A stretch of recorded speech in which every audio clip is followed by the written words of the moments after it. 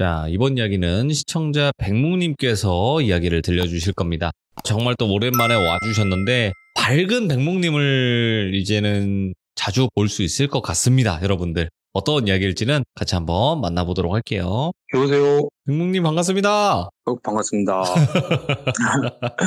아이고 이제는 뭐 이게 슬프거나 혹은 너무 분노스럽거나 이런 일들이 없겠죠? 없습니다. 없는데 근데 뭐 제 사연이 언제나 그렇듯이 조금 공포도 있을 수도 있겠지만 그렇죠. 이게 제가 이렇게 요즘에 또 공부도 좀 많이 해보고 뭐 이러저러 경험을 많이 해보니까 결국 돌아가신 분들이 한이 많으시잖아요. 그렇죠. 예. 그러다 보니까 좀 내용이 마냥 완전히 뭐 공포스럽지만은 않을 것 같아요. 저는 항상 푸는 이야기들. 근데 맞죠. 근데 여러 가지 감정들이 다 섞여 있는 게 사실 한 이야기가 맞아요. 근데 저는 또 그쪽으로 조금 완전 100% 공포가 아니어서 아유 괜찮습니다. 네. 그런 게 좀 걱정은 되네요. 네, 여러 가지 타인의 삶을 듣는다고 저는 생각을 해요. 이 시들무가 무서운 이야기가 주긴 하지만 그 안에서도 여러 가지 이야기들을 많이 들을 수 있다고 저는 보기 때문에 바로 오늘 백묵님이 이렇게 또 목소리가 밝아지셨다라는 걸 많은 분들이 느껴요. 진짜 많은 분들 덕분입니다. 근데 진짜 너무너무 감사드리고 자 그러면 바로 백묵님의 오늘 에피소드 들어보도록 하겠습니다. 렛츠가 일이십니다. 백묵입니다.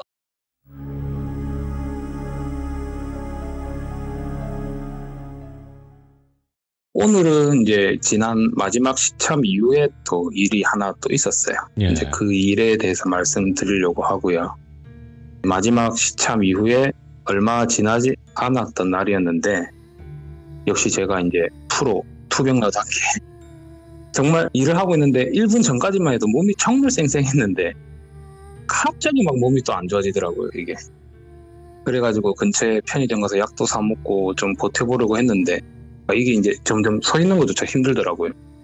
그래서 좀 저녁 조금 지난 시간이어가지고 응급실 방문했고 이런저런 검사하고 피 검사에서 백혈구 수치가 좀 높게 나오고 이제 폐렴 증상이 좀 보인다 해가지고 CT를 찍자 하더라고. 그러면서 이제 입원을 권유받아가지고 갑작스럽게 병원을 입원하게 되었어요. 아이고 저한테 또 보내주셨죠 사진도. 예. 예. 그리고 이제 입원 첫날 폐렴 의심이다 보니까 응급실에서 1인실로 가라 하더라고요.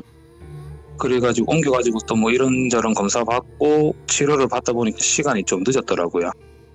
이제 거기다가 몸도 병원 오기 전이랑 뭐 딱히 달라진 것도 없었고 투약되는 약들도 강했는지 이게 제가 피곤하고 아파서 그런 것도 있겠지만 점점 약 때문에 취해서 정신이 비몽사몽 되더라고요. 이제 그런 상태로 있다가 딱 잠들기 직전에 갑자기 진짜 비릿한 물 비린내가 나더라고요. 그게 코끝을 막 찔러버려요. 그리고 그 냄새를 맡은과 동시에 잠이 들었거든요. 그리고 다음날 일어나서 이게 약물 때문에 잠이 들어서 그런지 네. 그 비린내 맡았던 거를 잊어버리고 다시 뭐 이런저런 검사 받고 치료받으면서 시간을 보냈어요. 그리고 오후 4시가 조금 지났나? 담당 의사한테 가서 결과를 들으니까 기관지염만 좀 보이고 다른 거는 딱히 문제가 없는데 백혈구 수치가 너무 비정상적으로 높다. 근데 물론 이제 이게 심장약 먹는 거랑 기존에 먹던 심장약 먹는 거랑 이번에 몸 아파서 먹는 게 이제 이게 뭐 충돌을 일으켜서 그렇게 올라가는 경우가 많다고 이제 병원에서 처방해준 약 먹어보고 이제 수치가 안정되면 근데 그렇게 먹어보고도 수치가 안정이 안 되면 이제 다른 검사도 해봐야 될 것 같다 하시더라고요. 그래서 알겠다 하고 병실에 돌아와서 잠들었다 깼다 뭐 밥 줘서 먹다가 또 TV 봤다 잠들었다 깼다 이게 진짜 지옥이더라고요 병원은. 여튼 이 짓을 반복하다가 밤 11시가 조금 지났을 때였던 것 같은데 입이 궁금한 거예요. 그래서 낮에 이제 어머니가 다녀가셔가지고 요깃거리를 좀 사주시고 가셨는데 그걸 이제 뒤져보니까 달달한 과자들에 마실 게 두유밖에 없는 거예요. 이거는 선 넘었다. 빨리 자판기 가서 콜라랑 커피 좀 사야 되겠다 싶어가지고 일어나려고 했죠. 근데 순간 또 코끝에서 또 엄청나게 썩은 물 비린내가 나기 시작하는 거예요. 근데 그게 너무 심해가지고 헛구역질을 했을 정도였거든요 그때. 진짜 너무 냄새가 고약하더라고요 이게.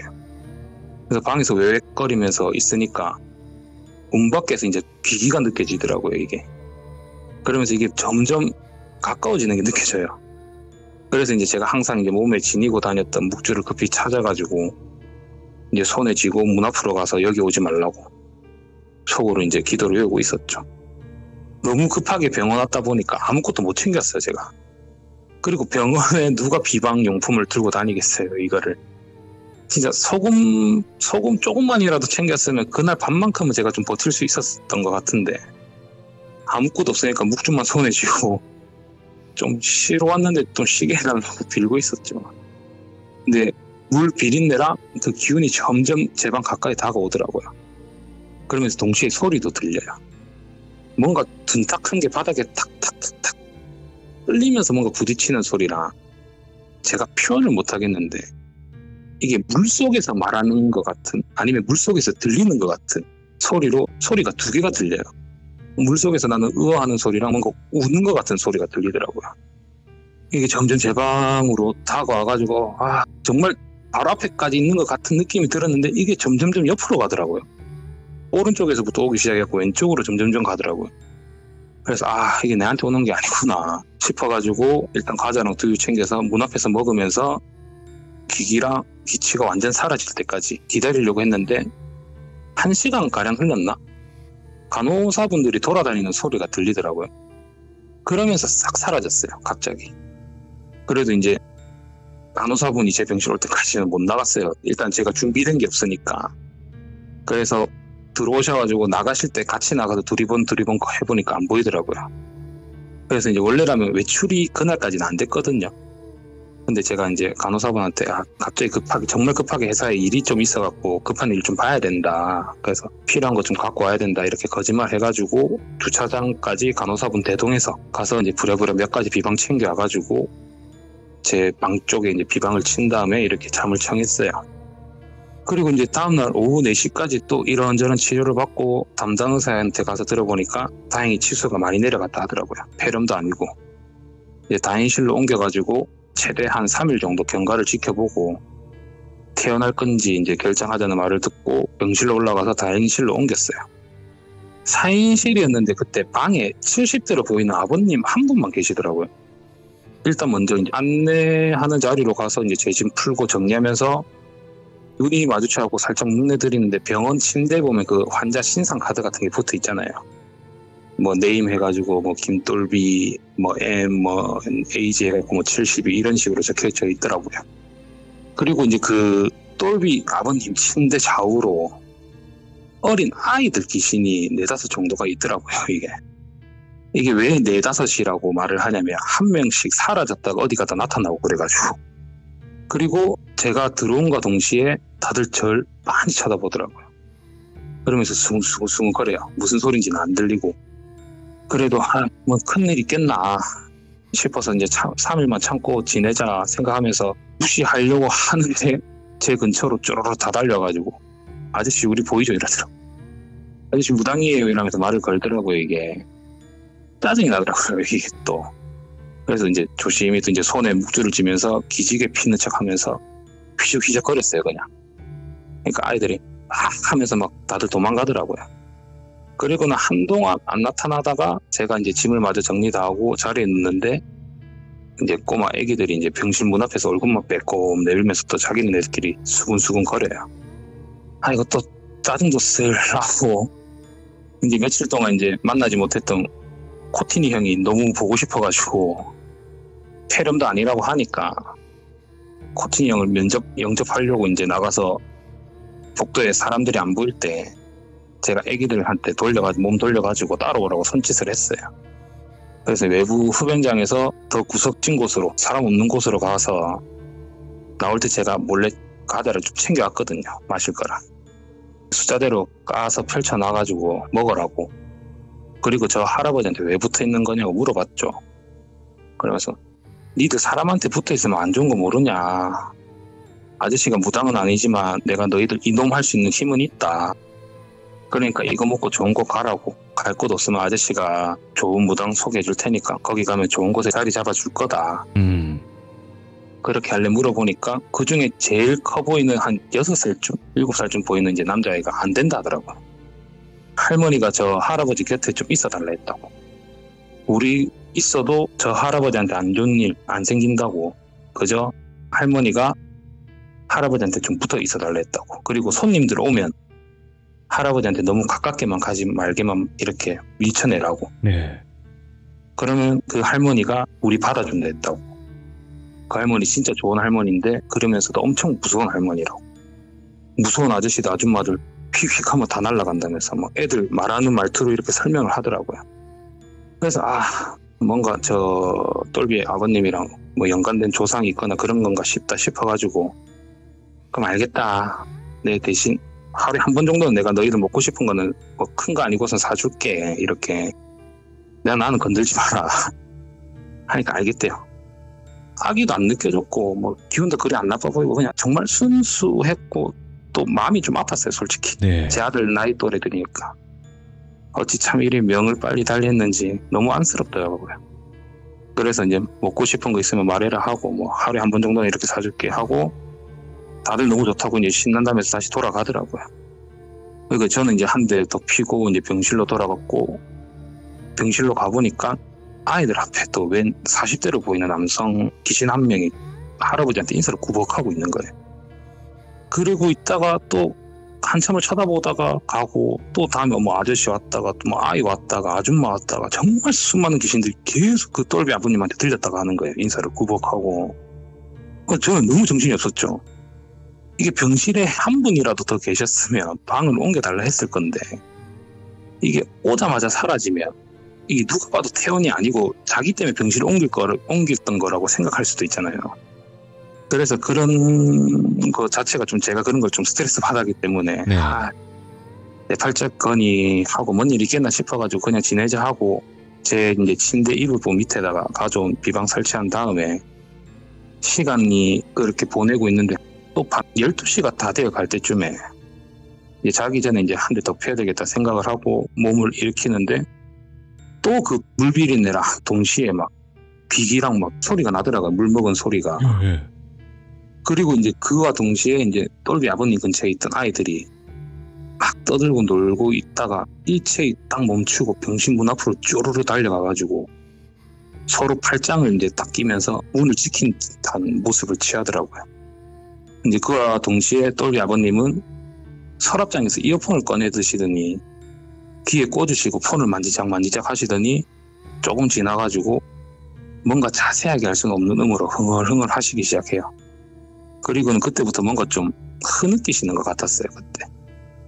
일단 그것보다는 이제 저 밖에 있는 안 좋은 느낌, 저게 저한테는 지금은 중요하니까 이 방으로 오나라는 생각이 급히 들었고, 아이들이 하는 행동 때문에 이 방으로 오는구나라는 걸 직감적으로 알았죠. 그래가지고 급히 이제 어떻게 해야 되나 이래 생각하고 있다가 제가 아이들을 보고 있는데 아이들 뒷모습이 막 파르르 떠는 게 보여요, 이게. 너무 짠하더라고, 이게 진짜. 이게 어거지로 버티면서 있는 게 느껴져요, 이게 애들이. 예.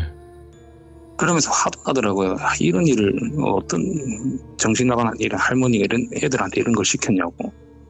누가 봐도 저 수사기 같고 보통 기운이 아닌데. 그래서 제가 좀 이건 내가 해야 되겠다 싶어가지고 제가 좀 헛기침을 크게 했어요. 좀 돌아보라는 식으로. 애들이 한둘이 쳐다보더만 제가 이렇게 오라고 했어요. 그 다음에 이제 제 침대에 놨던 비방들을 문 앞에 깔고 이렇게 조금 이래저래 좀 비방 좀 했죠. 그러니까 아이들이 아저씨 최고다 와 이러면서 막 들떠가지고 너무 신나하더라고요. 그것도 너무 울컥하더라고요. 저리 참 어린 것들이 아이고 이러면서 얼마나 무서웠을까 하면서 진짜 오나 하나 안 왔으면 좋겠는데 이러면서 그 병실 문 앞 그 바로 옆에 침대에서 폰 보는 척 이제 기다리고 있었어요. 그러면서 이제 똘비 아버님이 이제 점점 더 흐느끼는 게 느껴지더라고요, 더. 근데 그 허밍음을 자세하게 들어보니까 아는 노래예요, 이게 또. 장윤정 씨의 초혼이라는 노래가 있거든요. 그거를 이제 나지막하게 흥얼거리고 계시더라고요. 예. 아이고, 사연 있는 분이구나 생각함과 동시에 그 기운이 딱 방 앞에 도착을 했어요.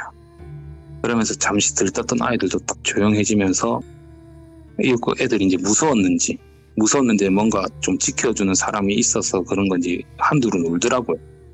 이제 그러면서 이제 문 밖에 귀신이 이 병실로 오기 전에는 소리를 좀 작게 하거나 울음소리도 작게 났었거든요. 예.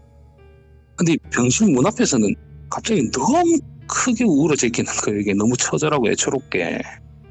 한참 그리면 비명을 질러대는데 와 이게 진짜 영화 같았어요. 와 이거 뭐 됐다. 진짜 이게 뭐 됐다 싶더라고요 이게. 정신 차려야죠 그래도. 솔직히 저 혼자 있었으면 저 혼자는 어떻게 좀 버텼을 것 같은데 이건 뭐 난생 처음 뭐 이거 뭘 지켜가면서 이렇게 해야 되니까 좀 머리가 좀 약간 멘붕이 오더라고요. 아 어쩌지 이러고 있는데 아기들 귀신 중에 그나마 좀 제일 큰 애가 또 말을 하더라고요. 조금만 버티라고 할머니 오신다고 이래 하더라고요. 그래서 알겠다. 이제는 이제 그 똘비 아버님이 보시든지 말든지 신경도 안 쓰고 나머지 비방들 다 꺼내가지고 문 앞에서 막 이렇게 비방을 치기 시작했어요. 그리고 그때 간호사분들이 이제 옆방에 들어가시는 거예요. 이거 됐네 뭐 할머니 온다는데 도대체 언제 오냐고. 그리고 막 있다가 이제 간호사분들이 옆방에서 딱 나오는 소리와 동시에 뭔가 동굴에서 소리가 엄청 크게 울려 퍼지는 것 마냥 어허 하는 소리가 딱 들리더라고요. 그러더니 그 막 엄청 크게 절규하던 그 문 앞에 있던 귀신이 점점점 왔던 방향대로 다시 돌아간 느낌이 나더라고요. 예. 그때는 뭐지 싶어가지고 일단 이 할머니 얼굴을 좀 봐야 되겠다 싶어갖고 냈다가 나가서 봤는데 안 보여요. 그리고 간호사분은 제가 문 갑자기 열어 제끼니까 놀래가지고 왜 그러냐 그러는데 대꾸할 생각도 안 들고 저는 두리번 거렸죠. 근데 안 보이시더라고요.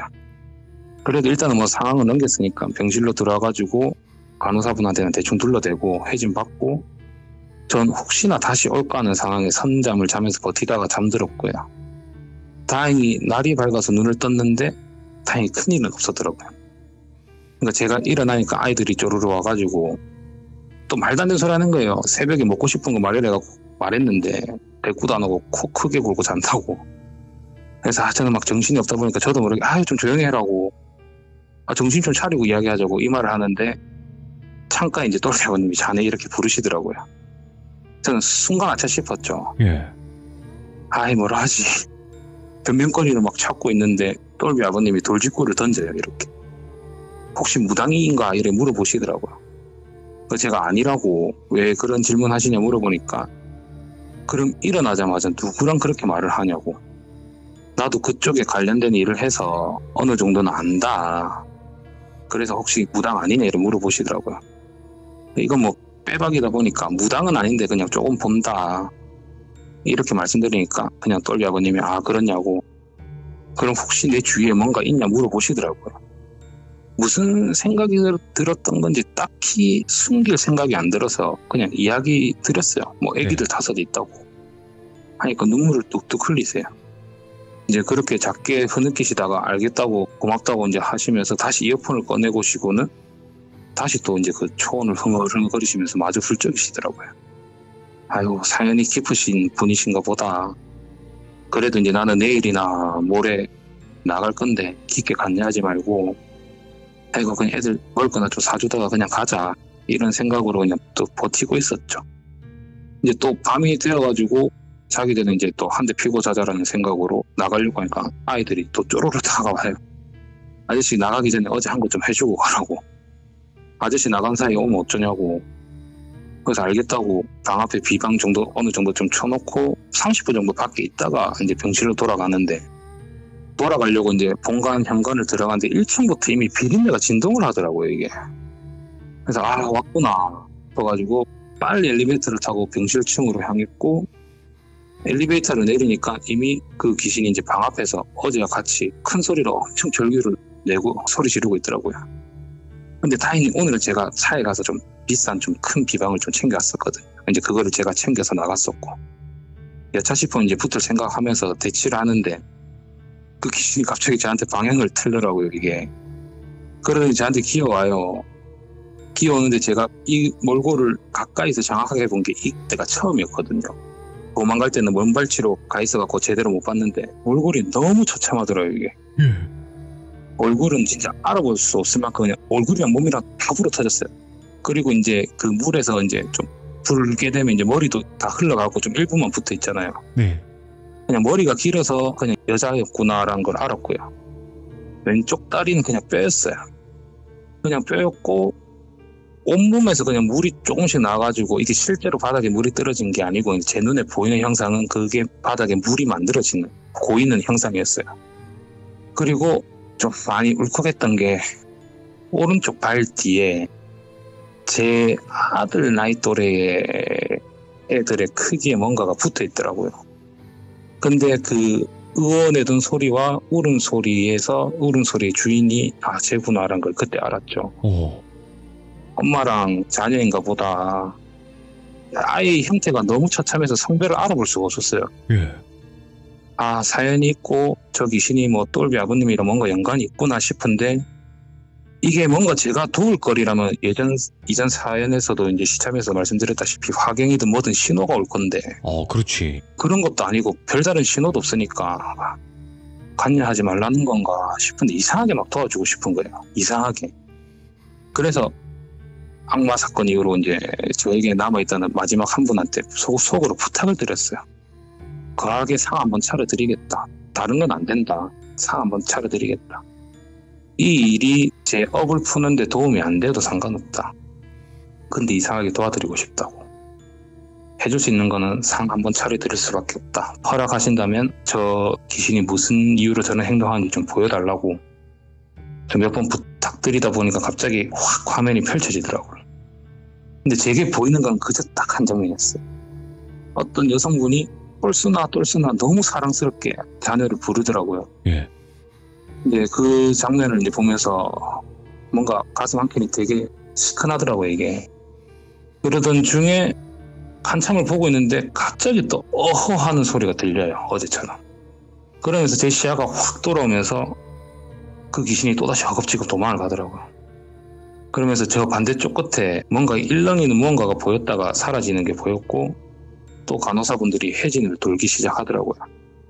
이제 회진을 받고 이제 곧장 똘비 아버님한테 갔어요.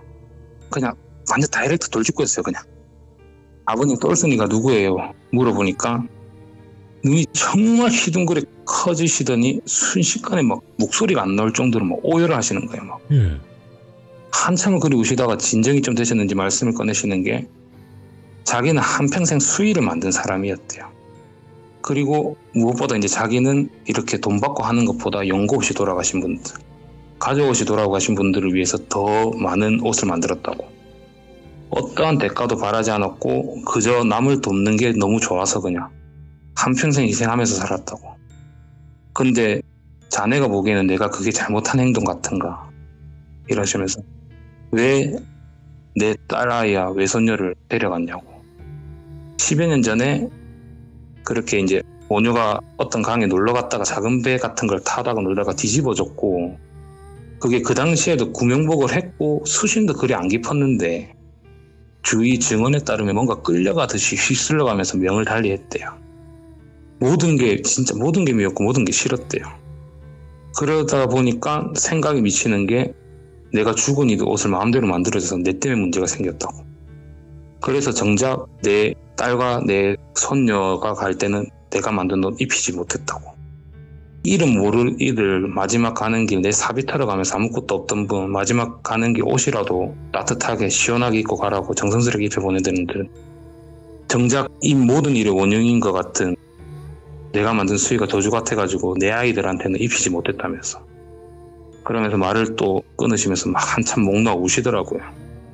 그러다가 그치시고는 그제서야 저한테 물어보시더라고요. 자네는 똘순이 이름 어찌 아냐고 물으시더라고요.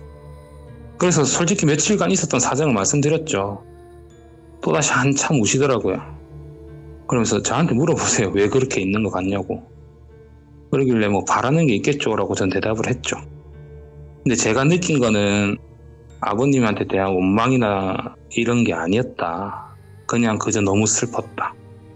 그리고 무언가를 바라는 것 같았다. 근데 그게 방금 아버님께서 정답을 말씀해 주셨다. 마지막 가는 길 아버지가 놓아주기를 원하고 아버지가 해준 세상에서 하나뿐인 옷 입고 가고 싶어서 그런 것 같다고. 제가 무당은 아니지만 저도 누군가의 아들로서 자녀로서 같은 느낌일 겁니다. 그저 사고고 아버님 잘못 아니라고. 그러니까 이제 놓아주시라고. 아버님을 스스로 속이지 말라고. 탓을 하고 있는 게 아니라 못 놓아주고 계시는 거라고 지금 말씀드리니까 또다시 한참 막 우시더라고요. 그러다가 이제 늦었으니까 내일 좀 얘기하자고 하시면서 다시 이어폰 꺼내시면서 또 그 초혼이라는 노래를 흥얼흥얼 하시면서 이번엔 못 참으시더라고요. 정말 크게 끄끄거리시면서 그렇게 하시다가 이제 잠이 드시더라고요. 이제 그리고 다음 날이 되었고 뭔가 좀 상황이 머쓱해졌잖아요. 서로 말이 없이 이제 치료 다 받고 진료받다가 제 담당 의사가 오늘 퇴원해도 되겠다라고 하시더라고요. 그래서 제가 알겠다 하고 병실로 가서 아버님께 말씀드렸어요. 누우시겠냐고, 안고 가실 거냐고. 저 오늘 갑니다.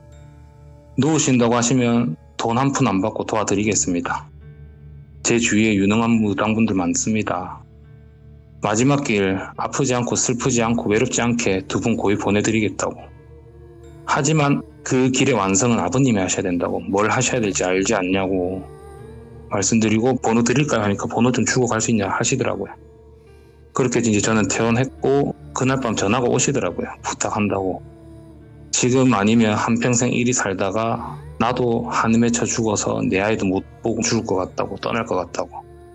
지금이 기회인 것 같다면서 부탁한다 하시더라고요. 이제 저는 이제 급히 다시 병원으로 향했고 병실에 가서 아버님께 따님분이랑 손녀분 제가 먼저 걷어가겠다. 그리고 잘 모시고 있겠다고. 그러니까 준비하시러 준비 다 되시면 연락 주셔라 하니까 아버님이 이미 떠났을 때부터 몇 년간 만들어놨다 하더라고요. 매일매일 이렇게 수정하면서 계속 이렇게 만지고 계셨다 하더라고요. 그러는 도중에 다시 나타나더라고요. 그 다음에 그냥 가서 앞에서 말했어요. 가자고. 아버님 하신답니다. 이러니까 순수히 다시 봉인돼주더라고요. 준비해간 비방에. 그러면서 이제 아버님한테 간다고 말씀드리려고 딱 병실로 들어갔는데 창가에 웬 허리가 구부정한 할머님이 한 분이 계시더라고요. 예? 그러면서 엄청 작게 말하시는데 이게 머릿속 전체가 울려요. 그때. 그 말씀을 꺼내시는 게 네가 하는 행동이 잘한 행동 같냐고. 모든 일에는 이유가 있고 순리가 있는 법인데 그거를 왜 어기려고 하냐면서. 근데 이 사람은 욱하는 거예요. 또 여기서 막. 그럼 뭐 지금 저 어떻게 하실 거냐고. 뭐 어떻게 하실 거면 당장 어떻게 해라. 저는 이대로 할 거다 하니까 할머니 계신 분께서 쯧쯧하시고는 사라지시더라고요. 그래서 아버님한테 문자로 주소 남겨드리겠다. 준비되시면 말씀 달라 하니까 이틀 후에 오시겠대요. 보내는 주소로. 그래서 알겠다. 그리고는 이제 지인 무당분이랑 여러분들한테 이제 좀 부탁을 드려가지고 사전에 이제 그 받았던 고인 두 분의 신상 정보랑 유품이랑 이래저래 좀 하면서 천도제를 준비하게 됐고 이제 약속된 날이 되어가지고 아버님이 자신이 이제 만든 마지막 수의라고 이렇게 꺼내주셨는데 제가 정말 옷에 대해서 패션에 대해서 1도 몰라요. 정말. 근데 이 옷에서 뭔가 한이 느껴지는 거예요. 이게 너무 옷만 보는데 너무 슬픈 거예요. 옷만 보는데 이게 이 사람이 이 어떤 마음으로 이걸 준비를 했고 만들었고 이게 너무 가슴 아픈데 어쨌든 할 건 해야 되잖아요. 그렇게 정성스럽게 준비 다 해가지고 무치 진행되었고 그 여자 귀신분이 나타나더라고요. 그때 좀 저도 많이 욱했던 게 아버님이 준비해주신 옷을 입고 상처 하나 없이 정말 깨끗하게 나타나더라고요. 이게 그냥 제가 그렇게 보고 싶어서 보였던 걸 수도 있겠지만 그러면서 저한테 인사를 둘이 꾸벅해요. 저하고 보고 그러면서 어머니 귀신분이 말을 꺼내는 게 혹시 마지막으로 부탁 하나만 해도 되겠냐고 염치 없이. 그래서 제가 뭘 바라시냐 이러니까 아버지께서 항상 흥얼거리시던 그 노래 저희가 이 고를 다 풀 때까지만 불러달라고 부탁드려달라고 그리고 아버님 생임 끝날 때까지 그 노래는 부르지 말아달라고 아니 정확히는 저희를 그리워는 하되 애달파하지 말아달라고 부탁드린다고 하길래 그 말씀을 그대로 전달해드렸고요.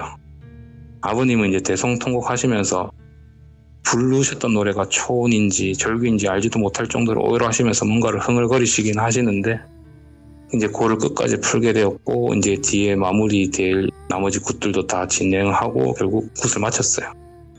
그리고 그 하루인가 이틀 뒤에 꿈에 다시 그 여자분이랑 아이가 나오더라고요. 네. 큰 도움 받고 간다면서 이게 도움이 될지 모르겠지만 고조모께서 알려드리라고 했다면서 그래서 고조모가 누구신데요? 당신 고조모가 누구신데 물어보니까 병원에서 봤던 그분이라고. 예. 우리가 붙어서 왔다 갔다 하는 게 자기 자손한테는 결국 산 사람한테는 안 좋은 거라서 그분도 마음이 찢어지시지만 이렇게 떨쳐내신 거라고 우리를. 그래서 아유 모르겠습니다. 그래서 뭐 어떤 말을 해달랍니까 이러니까 무슨 말인지는 자기도 모르겠다고. 근데 들은 대로만 전달해드린다고 하면서 제게 했던 말이 처음 시작했던 곳으로 가라고. 예. 처음 시작했던 곳으로 가라 이렇게 그 말을 전달해달라 했다는 거예요. 그러면서 그 옆에 아이가 저한테 쪼르르르 뛰어오더니 제 손을 잡고 쟤를 딱 약간 이렇게 힘으로 내려오라 해가지고 제 이마에 뽀뽀를 해주더라고요. 예. 그러면서 아저씨 고마웠다고. 그리고 아프신 거 제가 좀 가져가 드릴게요 이렇게 하더라고요. 그리고는 제가 꿈에서 깼고 몸이 진짜 미친 듯이 날아갈 것 같은 거예요. 이게 내가 언제 이렇게 계속 아팠나 싶을 정도로. 저 진짜 거의 손에 꼽을 정도로 상태가 제일 좋았거든요 그 당시가. 그리고 꿈에서 들었던 이야기 시작된 곳으로 가라고. 예. 직감적으로 알았죠. 제 모든 무속적 영적 지인들한테 연락을 돌렸고 급히 선산으로 향했어요. 예. 악마 사건의 현상. 예. 불침번을 서가면서 선산에서 숨어서 한 3일째로 넘어가던 새벽이었어요. 반쯤 실성한 그놈이 나타났고요. 잡아서 이제 경찰로 보냈고 저희는 저희가 할 수 있는 나름의 복수를 하면서 일단 일은 끝냈습니다. 예. 일단은 그 악마 건은 제가 이렇게 그냥 간단하게 말씀드린다고 말씀을 드렸었으니까 이제 거의 모든 게 다 끝났습니다. 진짜 그거는 이상하게 일을 좀 도와주고 싶더라고요. 아무런 증상이 없었는데 이번에 도움을 받고 싶어서 그랬는지. 예. 하여튼 구속 수사 진행 중이고요. 워낙 네. 큰 건이거든요 이것도. 그래서 더 이상은 제가 깊게는 말씀 못 드리고 저희도 뭐 어떤 업을 받든지 간에 저희가 할 수 있는 최대한의 복수를 하면서 끝냈고요. 네. 일단 현재까지는 이렇게 그 뒤로는 이렇게 살았습니다. 진짜 이 영적인 세계, 그러니까 말 그대로 우리가 흔히 부르는 귀신이라는 존재들이 우리가 단순히 네네. 그냥 무서운 존재만이 아니라 이런 뭔가 감동을 주거나 뭔가 슬프다, 한이 있다 이런 거를 좀 더 아시는 분들은 이런 게 더 강하다라는 걸 알잖아요. 그래서 보고 네. 있으면 무속인 분들이 뭐 네. TV든 유튜브든 이야기 속이든 간에 그분들도 어떻게 보면 소멸하는 방법이 쉬울 수도 있는데 그렇죠. 힘들어도 풀어내고 어떻게든 풀어주려고 하는 모습들이 저는 제가 무당은 아니지만 이번에 일을 배우고 뭐 이래저래 좀 일을 배우면서 어떤 감정인지 알 것 같더라고요. 그분들이 네. 어떤 감정을 이렇게 풀어주고 마냥 자기들 업 닦으려고 막 하는 행동도 아니고 사람은 아니지만 사람으로 대하고 그 사람들도 얼마나 큰 슬픔이 있었을지 그런 걸 좀 느끼려고 하다 보고 저도 조금 그런 생각은 많이 드는데 근데 막상 지나다니다 보면 저도 어떤 슬픈 사연이 있었을지 이런 거 별로 생각 안 하고 싶게끔 나쁜 애들도 많아요. 아, 그렇지. 예. 굳이 알고 싶지 않은 애들도 너무 많아요. 그런 그런 애들. 악귀, 악마, 그런 예. 훌쩍 떠나버린 존재들이 있는데 근데 진짜 그런 것 같아요. 정말 극한까지 귀신이라는 존재를 다 이해하는 사람들이 있거든요. 간혹. 그렇죠. 예. 네, 그런 사람들은 그런 악기조차도 불쌍하다라고 느끼는 사람들이 있대요. 아 근데 저는 아직 뭐 공부가 덜 됐는가 봅니다. 저는 아니. 그냥 일단 요즘은 도망 다니고는 있는데 어우 저건 좀 아니다 싶은 경우가 너무 많아요. 그쵸. 보고 있으면 예. 좀 그렇다 그런 보니까. 경우 많아요. 예. 만약에라도 그런 악귀 때문에 내 가족이 피해를 받거나 아니면 돌아가시는 상황이 발생했을 때는 그걸 어떻게 이해를 하냐는 거예요. 그래서 제가 원래라면 오늘 이 이야기를 하기 전에 그 부분에 대해서 사실 진짜 이야기를 하려고 했거든요. 예. 악이라는 거를 당신이 정답을 내릴 수가 있냐고. 그렇지. 그거에 관련된 에피소드가 하나 있어가지고 오. 다음에는 그걸로 한번 돌아오도록 하겠습니다. 알겠습니다. 예, 그렇지. 그때는 좀 머리가 좀 아플 거예요. 알겠습니다. 악이라는 기준을 당신이 정할 수 있습니까? 그렇지. 그거는 예, 아마도 개인적인 우리 시청자분들의 의견도 많이 달리겠네요. 아마. 그렇죠. 그때는 네. 또 분란이 많이 일어나겠죠. 아니 뭐 유튜브에서 그런 또 토론 좋아하니까. 네, 알겠습니다. 오늘 백묵님 너무 예. 또 감동적이면서 듣기 힘든 이야기 들려주셔서 감사드립니다. 진짜 고맙습니다. 네, 또 뵙도록 하겠습니다. 네, 고맙습니다. 네. 근데 여러분들도 느끼시겠지만 백묵님이 목소리가 완전 달라지셨어요. 저번 참여 때부터 정말 목소리도 많이 좋아지시고 많이 밝아지셨는데 저한테는 따로 말씀을 해주셨거든요. 이게 원래 저의 본 모습이에요. 그 전에는 힘들어도 밝은 척을 하려고 했던 게 좀 더 강했고 지금은 이게 이제 좀 본인의 원래 톤이라고 하십니다. 네, 이제 돌아오신 거죠. 그때 뭐 참여하신 그 긴 세월 동안 많이 힘드신 과정들이 많았잖아요. 그렇다 보니까 목소리만 들어봐도 아마 시청자분들은 느끼실 거라고 생각을 하고 백묵님의 사연은 정말 또 듣기 힘든 그런 이야기들로 가득하지 않은가 생각해요. 그래서 시들무에서 백묵님 사연 코스는요 필수 코스예요. 그렇다 보니까 돌비 백문 검색하시면 재생 목록이 나옵니다. 거기서 첫 번째 이야기부터 쭉 한번 들어보시는 거를 다시 한번 추천드리도록 하겠습니다. 시청해주신 모든 분들 항상 좋은 일만 가득하시길 바라겠습니다. 감사합니다.